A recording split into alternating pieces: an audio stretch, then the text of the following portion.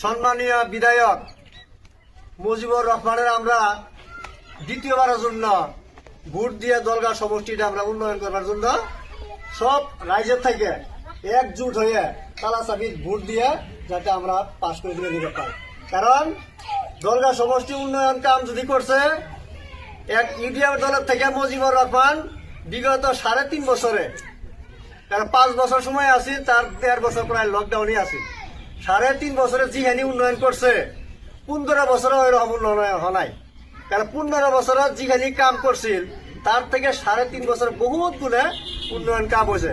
তাই আমরা এইবার 26 জনে যাতে আমরা বিধায়ক হিসাবে মুজিবুর যদি আবার দ্বিতীয়বারের জন্য নির্বাচন করে যদি আমরা পাশ করে দিলে পাই, নিশ্চয় আঙ্গর দলগা সমষ্টিটার বহুত একটা উন্নয়ন হব। কারণ আমরা জানি এই জন্যই যে আজকে গাঁওবাসী রাস্তাঘাট যদিও করছে কংগ্রেসের পিরিয়ডে, কিন্তু এরকম উন্নয়ন করার নাকি পানাই। আজকে 3.5 বছর সময়তে যে হিসেবে উন্নয়ন কাম করছে, আশা করি এর থেকে আরো বেশি উন্নয়ন কাম হব। তাই দেখুন, দলগা সমষ্টির দলের কোনো হিসাব নাই। আজকে নির্দলীয় হিসেবে বহুত খার হয়েছে, যেমন আইনুল হক ডাঙরিয়া বিগত একটা আমাদের আমনগরে বোধহয় নিশ্চয় জানা আছে যে উনি জেলা পরিষদের সদস্য হিসেবে পাশ করছিল, কিন্তু কি কামনা করছিল, কোনো কাম করে নাই। গতিকে এই মানুষটা আমরা যদি বিধায়ক হিসেবে পার করে দেই, তাহলে উনি কি উন্নয়ন করব, কি উন্নয়ন করব? যেহেতু বিধানসভা পাশ করে দেওয়া লগে কি তো কোনো ধরনের কথা কওয়া রেখে পাবো না।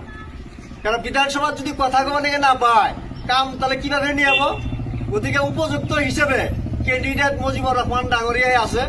গতিকে আমরা উনার কামের আসক্ত হয়ে যাতে আমরা সব সমষ্টির মানুষে ভোট দিয়ে আমরা মুজিবুর সাহেবের যদি দ্বিতীয়বার যদি বিধানসভা পাঠাবার পাই, তাহলে আমার সমষ্টিটা বহুত একটা উন্নয়ন হবো। কারণ নির্দলীয় কোনো ফ্যাক্টরি আসে না, কারণ নির্দলীয় কোনো কাম নাই। নির্দলীয় ভোট দেওয়া মানে আমার সমষ্টিটা পাস ফলাই দেওয়া।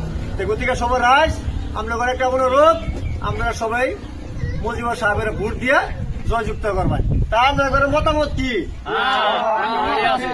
হ্যাঁ, গতিকে আমরা আশা করি এটাই যে আমরা এবার বিপুল ভোটে মুজিবুর সাহেব পাশ করে দিয়ে আমরা বিধানসভা পাড়াই। আলহামদুলিল্লাহ। মুজিবুর রহমান জিন্দাবাদ, মুজিবুর রহমান জিন্দাবাদ।